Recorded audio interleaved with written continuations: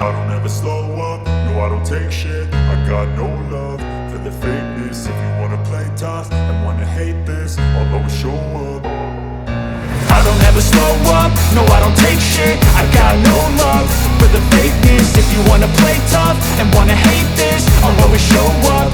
Panchayat president, tribal കമ്മ്യൂണിറ്റിയിൽ നിന്നുള്ള ഏറ്റവും പ്രായം കുറഞ്ഞ വ്യക്തി. പേരിന് പിന്നിലുണ്ട് ഒരു വലിയൊരു കഥ. നമുക്ക് പേരിൽ നിന്ന് തന്നെ തുടങ്ങാം. അപ്പോൾ പേര് പറഞ്ഞു. മുഴുവൻ പേര് അനസ് റോസ്ന സ്റ്റെഫി എന്നാണ്. ഇതിന് പിന്നിലൊരു കഥ കാണൂല്ലേ ഈ പേരിടാനുള്ള? കഥയായിട്ടില്ല. ഫാദർ ഭയങ്കര എന്താ പറയുക, പൊതുപ്രവർത്തന രംഗത്തും അങ്ങനെയൊക്കെയുള്ള ഒരാളാണ്. അപ്പം അനസ് എന്ന പേര് സജസ്റ്റ് ചെയ്തത് അമ്മയുടെ ഒരു കസിൻ ബ്രദർ നാടകത്തിലുണ്ട്. അപ്പോൾ ആളാണ് അങ്ങനെ ഒരു പേര്. ഒരുപാട് പേരുകൾ വന്നതിൽ നിന്ന് ഫാദറാണ് കുറച്ച് വലിയ പേര് ഇരിക്കട്ടെ എന്ന് പറഞ്ഞത്. തുടക്കത്തിൽ എനിക്ക് ഈ പേരിനോട് വലിയ താല്പര്യമില്ലായിരുന്നു. ഒന്നാമത് അനസ് എന്ന് പറയുന്നത് മുസ്ലിം ബോയ്സിൻ്റെ ഇടയിൽ കോമൺ ആയിട്ട് കണ്ടുവരുന്നൊരു പേര്. അപ്പം എനിക്കൊരു ബുദ്ധിമുട്ടായിരുന്നു. പക്ഷെ പിന്നീട് എനിക്ക് മനസ്സിലായ പേരിനൊരു പ്രത്യേക കൗതുകം ഇരിക്കുന്നുണ്ട് എന്ന് മനസ്സിലായതുകൊണ്ട് ഞാനും ഇപ്പോൾ പേരിന് ഒരുപാട് ഇഷ്ടപ്പെടുന്നു. പേര് കൊണ്ട് ഒരുപാട് ആളുകൾ എന്നെ ഓർത്തിരിക്കുന്നു. ഫാമിലിയെ പറ്റി? ഫാമിലിയിൽ പപ്പ, അമ്മ, ഞാൻ, എനിക്കൊരു സഹോദരനാണുള്ളത്. അവനിതുപോലെ കുഞ്ഞു പ്രായത്തിൽ തന്നെ ജോലിയിൽ പ്രവേശിച്ചു. ആളിപ്പം മലബാർ സ്പെഷ്യൽ പോലീസിലാണ്, MSP നിലമ്പൂർ വർക്ക് ചെയ്തുകൊണ്ടിരിക്കുന്നു. കല്യാണം ഇതുവരെ ആയിട്ടില്ല. ഒന്ന് കരിയറൊക്കെ ഒന്ന് സെറ്റ് ചെയ്തതിന് ശേഷം അതേക്കുറിച്ച് ചിന്തിക്കാമെന്ന് വിചാരിക്കുന്നു. ഇപ്പൊ ഒരു മ്യൂസിയത്തിന് തറക്കല്ലിട്ടല്ലോ, അപ്പൊ അത് എങ്ങനെയാണ്? പണി നടന്നുകൊണ്ടിരിക്കുകയാണോ അത് ഓപ്പൺ ആയോ? അത് നമുക്ക് ഇന്ത്യയിൽ വളരെ കുറഞ്ഞ സംസ്ഥാനങ്ങളിൽ മാത്രം, അതായത് ഗോത്ര സ്വാതന്ത്ര്യ സമര സേനാനി മ്യൂസിയം, അത് കേരളത്തിൽ വരുന്നത് നമുക്ക് വയനാട് ജില്ലയിലെ പൊഴുതന പഞ്ചായത്തിലെ സുഗന്ധഗിരി പ്രദേശത്താണ്. ഈ സുഗന്ധഗിരിയുടെ പ്രത്യേകത എന്ന് പറയുന്നത് വയനാട് ജില്ലയിലെ ഏറ്റവും വലിയ ട്രൈബൽ റീസെറ്റിൽമെൻറ്റ് ഏരിയയാണ്. TRDM എന്ന് പറയുന്ന ഒരു സ്പെഷ്യൽ പ്രോജക്റ്റിന് കീഴിൽ വരുന്നതാണ്. അവിടെ ഇതിന് നമ്മൾ തറക്കല്ലിട്ടു തുടങ്ങി. ചെറിയ ചില സാങ്കേതിക കാരണങ്ങൾ കൊണ്ട് ഇപ്പോൾ മന്ദഗതിയിലാണ് പ്രവർത്തനങ്ങൾ പോകുന്നത്. എന്നാലും പൂർത്തീകരിക്കാൻ സാധിക്കുന്നുള്ള വിശ്വാസമുണ്ട്. മ്യൂസിയത്തിൽ നമ്മൾ മെയിനായിട്ട് ഉണ്ടാവുക ഈ സ്വാതന്ത്ര്യ സമരത്തിൽ പങ്കെടുത്തിട്ടുള്ള ഗോത്രവർഗത്തിൽപ്പെട്ട ആളുകളെ പരിചയപ്പെടുന്നതിന് വേണ്ടി, അതിനെക്കുറിച്ച് പഠിക്കുന്നതിന് വേണ്ടിയിട്ടൊക്കെയാണ്. ഒരു മ്യൂസിയം അവിടെ പിന്നിൽ വരുന്നതിന് മറ്റു കുറേ ഉദ്ദേശങ്ങളുണ്ട്. അതായത് നമ്മുടെ വെറ്റിനറി സർവകലാശാല ചേർന്നിട്ടാണ്. അപ്പോൾ ഒരു എന്താ പറയുക, ഒരു പഠന ഹബ്ബ് അവിടെ വരുമെന്ന് നമ്മൾ പ്രതീക്ഷിക്കുന്നു. അതെ. ഈ സാമൂഹ്യ സേവനത്തിലേക്ക് വരാനുള്ള കാരണം എന്താ? പ്രത്യേകിച്ച് അങ്ങനെ കാരണങ്ങളൊന്നുമില്ല. ഞാൻ ഈ പറഞ്ഞതുപോലെ പപ്പ പൊതുപ്രവർത്തന രംഗത്ത് പ്രവർത്തിച്ചു വരുന്ന ഒരാളാണ്. അപ്പം ഒരു ഘട്ടത്തിലൊരു ഇൻട്രസ്റ്റ് തോന്നി.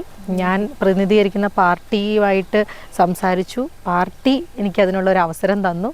അങ്ങനെ ഈ ഒരു രംഗത്ത് പ്രവർത്തിച്ചു വരുന്നു. ഈ 23-ാമത്തെ വയസ്സിൽ ഗ്രാമപഞ്ചായത്ത് പ്രസിഡന്റ് ആവുക എന്ന് പറയുന്ന ഒരു വലിയ കാര്യമാണ്. അപ്പോൾ ഒരുപാട് ചലഞ്ചസ് നേരിട്ടിട്ട് കാണും. തീർച്ചയായിട്ടും. എന്തൊക്കെയാണ് ഈ വഴിയിലേക്ക് വന്നപ്പോൾ ഉണ്ടായ ചലഞ്ചസ് ഒക്കെ? ചലഞ്ചസ് ഇപ്പം മെയിനായിട്ടും പറഞ്ഞിട്ടുണ്ടെങ്കിൽ ഒന്ന് ഇത് തന്നെയാണ്, കുഞ്ഞു പ്രായമാണ്. അപ്പം രാഷ്ട്രീയമാകുമ്പോൾ ഒരുപാട് എക്സ്പീരിയൻസ് ഉള്ള ആളുകൾക്ക് ഉള്ളതാണ് ആ ഒരു മേഖല എന്നുള്ള രീതിയിൽ നമുക്ക് തുടരാൻ പറ്റില്ല, അല്ലെങ്കിൽ അവിടെ നമുക്ക് മുന്നോട്ട് പോകാൻ പറ്റില്ല എന്ന വിധത്തിലൊക്കെ ഒരുപാട് ആളുകൾ നമ്മളെ പിന്തിരിപ്പിക്കാൻ ശ്രമിച്ചു. പിന്നെ ഈ മേഖലയെക്കുറിച്ച് നമുക്ക് വലിയ അവയർനെസ് ഇല്ലായ്ക ഒരു കാര്യമായിട്ട് അവർ പറഞ്ഞു. പിന്നെ കുറേ ഇങ്ങനെ എന്താ പറയുക, നെഗറ്റീവ് ട്രോളുകൾ, കമൻറ്റുകൾ, അങ്ങനെയൊക്കെ. IAS പഠിക്കുന്നുണ്ടോ? നേരത്തെ ഒരു വീഡിയോയിൽ നമ്മൾ കണ്ടായിരുന്നു IAS പഠിച്ചുകൊണ്ടിരിക്കുകയാണ്. അതെ. അപ്പം IASലേക്ക് പോകാനുള്ള ഒരു ആഗ്രഹം അതെങ്ങനെയാണ്? അത് എനിക്ക് കുഞ്ഞു മുതലേ ഉള്ള ആഗ്രഹം തന്നെയാണ്. അപ്പം അതിന് പ്രിപ്പയർ ചെയ്തുകൊണ്ടിരിക്കുകയായിരുന്നു. കോച്ചിങ്ങിൻ്റെ സമയത്താണ് ഞാൻ ഇങ്ങനെ ഒരു മേഖലയിലേക്ക് വരുന്നത്. അപ്പോൾ ചിന്തിച്ച സമയത്ത് നമുക്ക് ആ ഒരു ഫീൽഡിലേക്ക് പോകുന്നതിന് നല്ലൊരു എക്സ്പീരിയൻസ് കൂടി, ബേസായിട്ട് കുറേ എക്സ്പീരിയൻസ് നമുക്ക് ഇവിടെ നിന്ന് കിട്ടും എന്നുള്ളത് ഒരു യാഥാർത്ഥ്യം തന്നെയാണ്.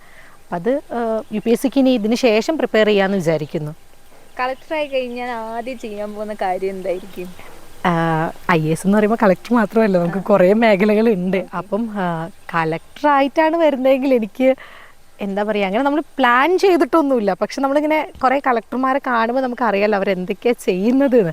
അപ്പോൾ അതുപോലെ എല്ലാ മേഖലകളെക്കുറിച്ച് വ്യക്തമായി പഠിച്ച് മനസ്സിലാക്കിയതിന് ശേഷം ഇടപെടാൻ പറ്റുന്ന എല്ലാ മേഖലയിലും പോസിറ്റീവായിട്ട് ഇടപെടണം എന്ന് വിചാരിക്കുന്നു. ഇപ്പം വയനാട്ടിൽ ഇപ്പോൾ ഒരുപാട് ട്രൈബൽ കമ്മ്യൂണിറ്റീസ് ഉണ്ട്. അവരുടെ ഇടയിൽ നിന്നാണ് മേഡം ഇപ്പോൾ വന്നത്. അപ്പോൾ അവർക്കൊക്കെ ഒരു പ്രചോദനമാണ്.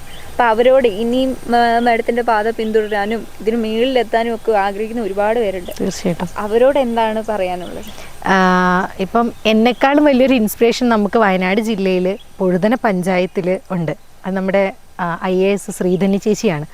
ശ്രീധന്യ സുരേഷ് ചേച്ചി പൊഴുതനക്കാരിയാണ്. ഇടിയംവയൽ എന്ന് പറയുന്നത് നമ്മുടെ 1-ാം വാർഡിലാണ് അവരുടെ വീടിരിക്കുന്നത്. അപ്പോൾ ചേച്ചി തന്നെ നമുക്കൊക്കെ ഭയങ്കര, ഞാനൊക്കെ എപ്പോഴും ഇങ്ങനെ എൻ്റെ സൂപ്പർ സീനിയറൊക്കെ ആയിട്ട് പഠിച്ചതാണ്. ചേച്ചിയുടെ അനിയനും എൻ്റെ അനിയനും ഒന്നിച്ച് പഠിച്ചതാണ്.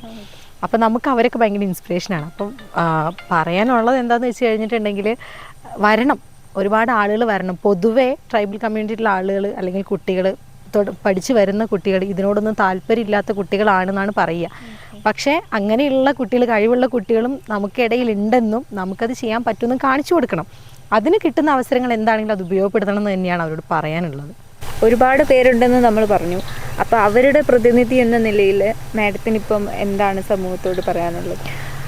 മെയിനായിട്ട് പറയാനുള്ളത്, ഞാനൊരു എക്സ്പീരിയൻസ് വെച്ചിട്ട് പറയാം. അതായത് കുറേ നമ്മളിപ്പോൾ ഹയർ ഓഫീസസ് അല്ലെങ്കിൽ വലിയ വലിയ ഹോസ്പിറ്റലുകൾ അങ്ങനെയുള്ള വലിയ വലിയ സ്ഥാപനങ്ങളിൽ പോകുന്ന സമയത്ത് നമുക്ക് ഈ കമ്മ്യൂണിക്കേഷൻ സ്കില്ല് കമ്പാരിറ്റീവ്ലി കുറവാണ് എന്ന് ഞാനും, നെഗറ്റീവായിട്ടല്ല, പക്ഷെ അങ്ങനെയാണ് നമ്മൾ പൊതുവെ കാണുന്നത്.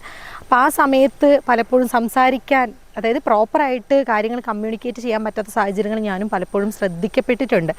അപ്പം അവരുടെ പ്രതിനിധിയായിട്ട് നിൽക്കുന്ന സമയത്ത് അവരുടെ വോയിസ് ആയിട്ട് നിൽക്കാൻ തന്നെയാണ് ഇഷ്ടപ്പെടുന്നത്. കാരണം അവരെന്താണോ കമ്മ്യൂണിക്കേറ്റ് ചെയ്യാൻ ഉദ്ദേശിക്കുന്നത് അത് അതിൻ്റെ ഏറ്റവും 100% എത്തിക്കേണ്ട ആളുകളിലേക്ക് എത്തിക്കാൻ തന്നെയാണ് മെയിനായിട്ട് ഉദ്ദേശിക്കുന്നത്. ഇപ്പോൾ ട്രൈബൽ കമ്മ്യൂണിറ്റിയിൽ തന്നെ ഒരുപാട് പേരുണ്ട്, ഒരുപാട് കമ്മ്യൂണിറ്റീസ് ഉണ്ട് അതിൻ്റെ അകത്ത് തന്നെ. അപ്പോൾ അവരേതൊക്കെയാണ്? നമുക്ക് മൊത്തത്തിൽ പറയണ ഇപ്പോൾ 3000-ലധികം കമ്മ്യൂണിറ്റീസ് ഉണ്ടെന്നാണ് പറയുന്നത്. പക്ഷേ പൊഴുതന പഞ്ചായത്തിനെ സംബന്ധിച്ചിടത്തോളം അടിയ, പണിയ, കാട്ടുനായിക്ക, ചോലനായിക്ക, കുറിച്ചിയ, കുറുമ തുടങ്ങിയ ആളുകളൊക്കെ ആദിവാസി, ഇവരൊക്കെ എന്താ പറയുക, ഇടപഴകിയാണ് ജീവിക്കുന്നത്, ഇടകലർന്ന് ജീവിക്കുകയാണ്. ഇങ്ങനെ ഒരു കോളനി എടുക്കുകയാണെങ്കിൽ നമുക്ക് അവിടെ പണിയെ മാത്രമായിട്ടായിരിക്കില്ല, അവർക്കിടയിൽ കാട്ടുനായിക്കയും ചോലനായിക്കയും ഒക്കെ ഉണ്ട്. ഇവരൊക്കെ ഇടപഴകിയാണ് ജീവിക്കുന്നത്. അത് ഞാൻ നേരത്തെ പറഞ്ഞ സുഗന്ധഗിരി എന്ന് പറയുന്ന സ്ഥലമൊക്കെ നമുക്ക് അതിന് ഉദാഹരണമാണ്. പറയുന്ന എല്ലാ വിഭാഗം ആളുകളെയും നമുക്ക് അവിടെ കാണാൻ വേണ്ടിയിട്ട് സാധിക്കും. അപ്പോൾ അവരുടെയൊക്കെ ജീവിത രീതികൾ അതെങ്ങനെയാണെന്നൊന്ന് പറയും. ജീവിത രീതികൾ ഇപ്പോൾ പഴയ ജീവിത രീതികളൊന്നും ആരും പിന്തുടരുന്നില്ല. ഒരുപാട് മാറ്റം വന്നു. ഇപ്പോൾ ജീവിത രീതി, വസ്ത്രധാരണ രീതി, സംസാരത്തിൻ്റെ രീതി, അവരുടെ എന്താ പറയുക വീട് നിർമ്മിക്കുന്ന രീതി, എല്ലാത്തിലും നല്ല മാറ്റം വന്നിട്ടുണ്ട്. പഴയതിപ്പോൾ ഓലക്കുടിലുകളായിരുന്നെങ്കിൽ ഇപ്പം എങ്ങനെയാണോ ജനറൽ കമ്മ്യൂണിറ്റിക്ക് ജീവിക്കുന്ന കോൺക്രീറ്റ് വീടുകൾ, ടൈല് പാകിയ വീടുകൾ, ആ രീതിയിലോട്ട് വന്നിട്ടുണ്ട്. അതുപോലെ തന്നെ ഈ പറയുന്നത് നമ്മൾ ജീവിത മാർഗം, അത് പണ്ട് ഈ പറയുന്ന പോലെ കൊട്ട നെയ്ത്ത്, പായ നെയ്ത്ത്, മീൻ പിടിക്കൽ, ജണ്ട് പിടിക്കൽ, അതൊക്കെ ആയിരുന്നെങ്കിൽ അതൊക്കെ മാറിയിട്ടുണ്ട്. തൊഴിലുറപ്പും മറ്റ് പുറമെ പണിക്ക് പോകുന്നതൊക്കെ തന്നെ ആയിട്ടുണ്ട്. എന്നിരുന്നാലും ഇവർക്കിടയിൽ ഇപ്പോഴും പഴയ ആ ശൈലികളൊക്കെ അനുവർത്തിച്ച് പോകുന്ന ആളുകളും ഉണ്ട്. കൊട്ട നെയ്ത്താണെങ്കിലും പായ നെയ്ത്താണെങ്കിലും മുള കൊണ്ടുള്ള ഉൽപ്പന്നങ്ങൾ ഉണ്ടാക്കുന്ന ആളുകൾ, അതുപോലെ കാടുകളിൽ നിന്ന് തേന് പോലെയുള്ള കിഴങ്ങുകൾ പോലെയുള്ള പഴവർഗ്ഗങ്ങൾ ശേഖരിക്കുന്ന ആളുകളൊക്കെ ഇപ്പോഴും നമുക്കിടയിലുണ്ട്. എന്തൊക്കെയാണ് ഹോബീസ്? ഹോബീസ് എന്ന് പറയാൻ ശരിക്കും പറഞ്ഞാൽ ബിസിയാണ്. ബിസി എന്ന് വെച്ചാൽ അങ്ങനെ ഒരുപാട് കാര്യങ്ങൾ ചെയ്തിട്ടുള്ള ബിസിയല്ല, പക്ഷെ നമ്മൾ ലൈഫിൽ എപ്പോഴും എൻഗേജ്ഡ് ആണ്. അതിനിടയിൽ ഞാൻ വായിക്കാൻ ഒരുപാട് ഇഷ്ടപ്പെടുന്ന ആളാണ്. അപ്പം വായിക്കും, തക്കം കിട്ടുമ്പോഴൊക്കെ ഞാൻ വായിക്കും. പിന്നെ ഈ പറഞ്ഞ പോലെ പ്രായത്തിൻ്റെതായതുകൊണ്ട് സോഷ്യൽ മീഡിയയിൽ ആക്റ്റീവ് എന്ന് പറയാൻ പറ്റില്ല, എന്നാലും ഇൻസ്റ്റാഗ്രാം, യൂട്യൂബ് തുടങ്ങിയതെല്ലാം നന്നായിട്ട് യൂസ് ചെയ്യുന്നുണ്ട്. പിന്നെ എനിക്ക് പാട്ട് കേൾക്കാൻ ഭയങ്കര ഇഷ്ടമാണ്.